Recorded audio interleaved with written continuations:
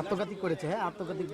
গোদাগাড়ির বেনিপুর গ্রামে জঙ্গি আস্তানা সন্দেহে একটি বাড়ি ঘিরে ফেলে পুলিশ। এরপর জঙ্গিদের বের হয়ে আসার জন্য হ্যান্ডমাইকে আহ্বান জানানো হয়।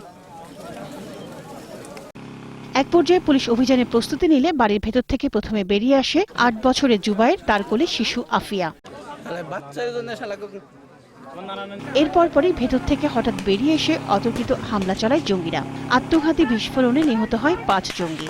নিহত জঙ্গিরা হলেন ওই বাড়ির মালিক সাজ্জাদ, বেলি, আলামিন ও তার ভাই সোয়েব। সাঙ্গুন হয়তো বলতে পারতেছি না ওই বাড়ির ভিতরে আরও কেউ আছে কিনা, আর মৃতর সংখ্যা সঠিক কত। তবে আমরা 4টা ডেড বডি পড়ে থাকতে দেখতেছি দূর থেকে।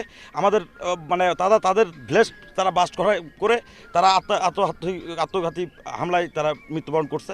এছাড়া বোমার স্প্রিন্টারে নিহত হন ফায়ার সার্ভিস কর্মী আব্দুল মতিন। আহত হন আরও 2 পুলিশ সদস্য।